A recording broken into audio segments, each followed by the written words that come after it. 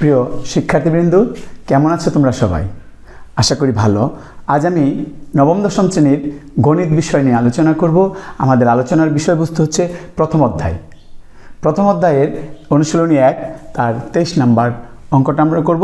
23-এর ক নাম্বার এটা অঙ্ক। সরল করতে বলছে। কী বলতে সরল করব আমরা? দেখো 0.33 উপরে পৌনঃপুনিক আছে। পৌনঃপুনিক তো তোমরা চিনই, গুণ 0.833 উপরে পৌনঃপুনিক ভাগ 0.5, এখানে কোনো পৌনঃপুনিক নাই। এরপরে 0.11 উপরে পৌনঃপুনিক প্লাস এখানে 0.35 এর উপরে পৌনঃপুনিক ভাগ 0.088 এর উপরে পৌনঃপুনিক। এই অঙ্কটা আমরা সমাধান করব। কিভাবে করব দেখো, সেটা হচ্ছে করতে গেলে একটা কাজ করতে হবে। পৌনঃপুনিক ভাঙানোর নিয়মটা মনে রাখতে হবে, দশমিক ভাঙানোর নিয়মটা মনে রাখতে হবে। যখন আমরা দশমিক ভাঙাই তখন কিন্তু সহজ।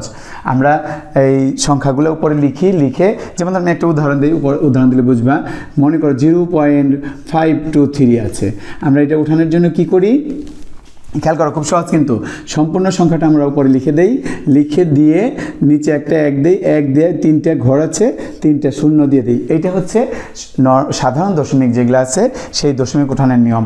কিন্তু যদি পৌনঃপুনিক থাকে, মনে করো এই অঙ্কটাই আছে 0.523, ধরে নাও এখানে 2 এবং 3 এই দুইটার মধ্যে পৌনঃপুনিক আছে, তখন আমরা কি করব? তখন আমাদের নিয়মটা কি খেয়াল করো, মনে রাখো, অবশ্যই মনে রাখতে হবে সম্পূর্ণ সংখ্যাটা আমরা আগে উপরে লিখব।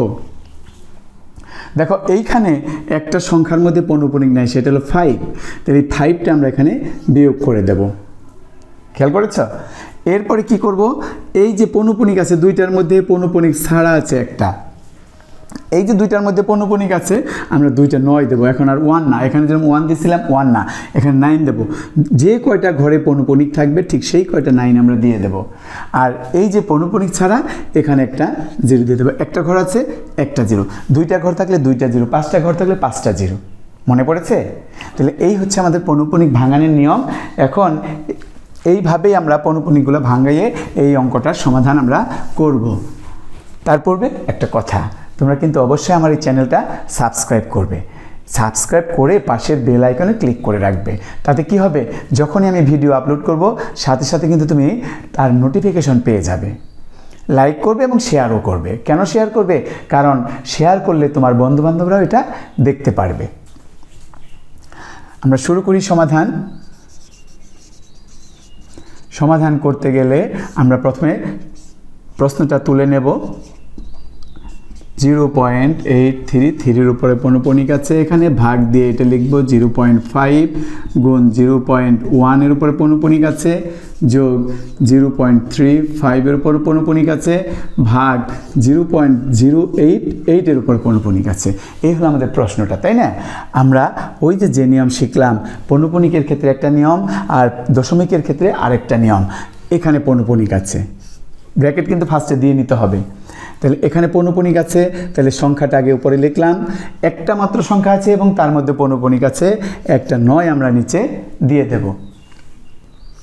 গুণ চলে আসে এখানে কিন্তু পৌনঃপুনিক সংখ্যাও আছে, পৌনঃপুনিক ছাড়াও আছে। যেটা পৌনঃপুনিক সহ সেটাকে বলবো আমরা আবৃত্ত অংশ, মনে আছে? আর যেটা পৌনঃপুনিক ছাড়া সেটা হলো অনাবৃত্ত অংশ। তাহলে আবৃত্ত অংশ এবং অনাবৃত্ত অংশ, এই আবৃত্ত অংশে আছে 3, তাহলে 3 একটা 9 হবে নিচে। অনাবৃত্ত অংশে আছে কিন্তু একটা 8, সেখানে একটা 0 হবে নিচে। গেল। এরপরে আমি সম্পূর্ণটা উপরে লিখব। লিখে দেখো তো অনাবৃত্ত অংশে কি আছে, মানে পৌনঃপুনিক ছাড়া যেটা, আবৃত্ত বাদ দিয়ে যা থাকবে, দশমিকের আগে থাক আর যাই থাক, সেখানে 8 আছে। এই 8টা এখানে আমরা বিয়োগ করে দেব। ভাগ চলে আসে এখানে কিন্তু কোনো পৌনঃপুনিক নাই। তাহলে আমরা কি করব, উপরে 5 লিখব, নিচে 1 লিখব। 1 লেখার পর এখানে একটা ঘর আছে 5, একটা ঘর, তাহলে একটা 0 দিয়ে দেব। গুণ এখানেও একটা ঘর আছে কিন্তু সেটা পৌনঃপুনিক সহ, তাই না?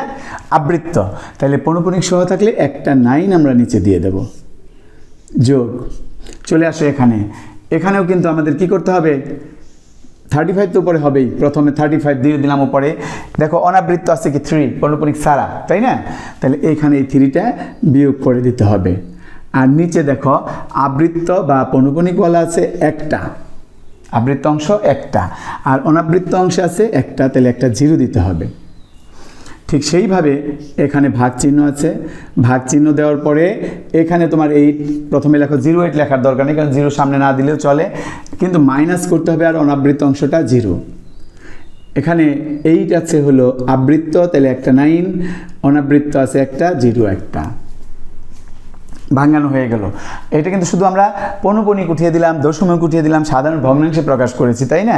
এখন আমাদের যে কাজটা করতে হবে, ওই যে সরলের যে নিয়ম আছে, আমাদের কিন্তু ধারাবাহিক একটা নিয়ম আছে, এরকম মনে আছে, BODMAS, বিতে হচ্ছে ব্র্যাকেট, ব্র্যাকেটের কাজ আগে করতে হবে, ওতে অফ অরের কাজ করতে হবে, এর কাজ করতে হবে, তারপরে ডিভিশন ভাগের কাজ করতে হবে, তারপরে মাল্টিপ্লিকেশন গুণের কাজ করতে হবে, তারপরে অ্যাডিশন কি যোগের কাজ করতে হবে, তারপরে সাবট্রাকশন বিয়োগের কাজ করতে হবে। তার মানে ধারাবাহিকভাবে কি দেখো, প্রথমে ব্র্যাকেট বন্ধনী, তারপরে এর, তারপরে কি আছে ভাগ, এই যে ভাগ আছে ডিভিশন, তারপরে গুণ, তারপরে অ্যাডিশন যোগ, সাবট্রাকশন বিয়োগ। এই যে ধারাবাহিকটা আমি লিখে নিলাম এখানে, এই ধারাবাহিকভাবে আমাদের এইটা করতে হবে। তাহলে এখানে দেখো এর নাই, কিন্তু এখানে কয়টা চিহ্ন আছে খেয়াল করো, ব্র্যাকেট আছে, গুণ চিহ্ন আছে, ভাগ চিহ্ন আছে, যোগ চিহ্ন আছে, তাই না? বিয়োগও নেই, এরও নেই, তাহলে এই চারটা, এইটা বাদ দাও, এর দরকার নেই, এইটা বাদ দাও, বিয়োগের দরকার নেই, তাহলে এই চারটা প্রথমে আমার ব্র্যাকেটের কাজ করতে হবে, তারপর ভাগের কাজ, গুণের কাজ, যোগের কাজ, ঠিক আছে? আচ্ছা, তাহলে খেয়াল করো, ব্র্যাকেট আছে 2 জায়গায়। ব্র্যাকেট বলতে ব্র্যাকেটের ভিতরে কাজ করতে হবে। ভিতরে কি আছে আবার, শুধু একটা কাজ আছে গুণ, এই ব্র্যাকেটের ভিতরে একটা গুণের কাজ আছে। দেখো ব্র্যাকেটের কাজ করতে যে এখানে দেখা যাচ্ছে 3/9 তো আছে এখানে ফার্স্টে, কিন্তু এইখানে একটু বিয়োগ করে নিতে হবে। বিয়োগ করলে কি হয়, নিচে তো 90 থাকবেই, আর উপরে 83 থেকে যদি 8 চলে যায় তাহলে থাকে এখানে 75, রয়ে গেল এটা ভাগ। এই ব্র্যাকেটের কাজটা আমরা এখন করতে পারি। কিভাবে করব দেখো, 5 একে 5, 5 দুগুণে 10, 5 দিয়ে দুটারে কেটে দিলাম, কেটে দিলে দেখো এখানে 1 1 রয়েছে, তাই না? আর এখানে 2 এবং 9, 1 1 1ই হবে গুণ করলে পরে, আর 9 দুগুণে 18 18 যোগ, এখানে দেখো 90 আছে নিচে, 90 লিখে দিলাম, আর উপরে 35 থেকে 3 বাদ যাবে, 3 মাইনাস করতে হবে, তাহলে কি 32 ভাগ, এখানে আছে নিচে 90 লিখে দিলাম, উপরে 8 থেকে 0 বাদ মানে কি 80 থাকবে, তাহলে ওইটাও বিয়োগ হয়ে গেল। এখন এই যে ব্র্যাকেটটা আছে শুধুমাত্র এক জায়গায়, এই ব্র্যাকেটের কাজটা আমরা করব। কিভাবে করব একটু খেয়াল করে দেখো, এই যে 3 এবং 90 আমরা কাটতে পারি, 3 এবং 9 কাটতে পারি, 75-এর সাথে কাটতে পারি। তাহলে প্রথমে আমি 3 দিয়ে একবার কাটলাম, এখানে একটু কমিয়ে দেই, 3 3 9 0 30 হয়ে গেল, তাই না? এখন যদি 15 দিয়ে কাটি, 15 দিয়ে কাটলে 15 দুগুণে 30, 15 দিয়ে কাটলে 5 15 75, ঠিক আছে? এখানে 15 দিয়ে কাটছি, এখানে 15 দিয়ে কাটছি, তাহলে দেখো উপরে 1 এবং 5 আছে, নিচে 9 এবং 2 আছে। 1 এবং 5 এই দুইটাও কাটা যায় না, 9 2-র সাথে কাটা যায় না, তাই না? তাহলে এখন কি করতে হবে, এই 1 এবং 5 গুণ করে 5 লিখতে হবে উপরে, 9 এবং 2 গুণ করে 18 লিখবো আমরা নিচে, তারপর কি রইল ভাগ 1/18 যোগ এখানে 32/90 ভাগ 8/90। দেখো এখন কিন্তু শুধুমাত্র এই যে 4টা জিনিস ছিল দেখছো, এখানে শুধু ভাগ ভাগ, আর এখানে একটা মাঝখানে যোগ আছে। এই ব্র্যাকেটের কাজও শেষ, এই গুণের কাজও শেষ। তাহলে ভাগের কাজ করব। কিভাবে ভাগের কাজ করব? এই দুইটার মধ্যে ভাগ আছে। ভাগের কাজ, ভাগ হলো গুণের বিপরীত, তাই না? গুণ রে বিপরীত করলে ভাগ হয়, ভাগ রে বিপরীত করলে গুণ হয়। তাইলে আমি এখানে গুণ চিহ্ন দিয়ে এইটাকে বিপরীত করে দেব। যোগ, এখানেও দেখো ঠিক সেই একই কাজ, এখানে গুণ চিহ্ন দেব, দিয়ে এইটাকে বিপরীত করে দিয়ে দেব। এখন দেখো কাটা যায় কি সুন্দরভাবে। এই যে 18 1 18 1, আর এইখানে 91 আর এখানে 1, এই 90 দিয়ে কাটলাম, এখানে 8 দিয়ে কাটলো, 1 4 4টা 32, ঠিক আছে না? তাহলে এইখানে কি হবে দেখো 1 1 1 আর 5 আছে, তাহলে অনলি 5 এখানে থাকবে, প্লাস এখানে 1 1 1 এবং 4, তার মানে অনলি 4 থাকবে এখানে। দুইটা যোগ করে দাও 9। এই যে আমাদের অঙ্কটা হয়ে গেল। ঠিক আছে না? একদম সহজ, তুলে নাও। তাহলে আজকে এই পর্যন্তই। পরবর্তী ক্লাসে আবার আরেকটা সমস্যা নিয়ে তোমাদের মাঝে হাজির হব। সেই পর্যন্ত তোমরা ভালো থেকো। ধন্যবাদ সবাইকে।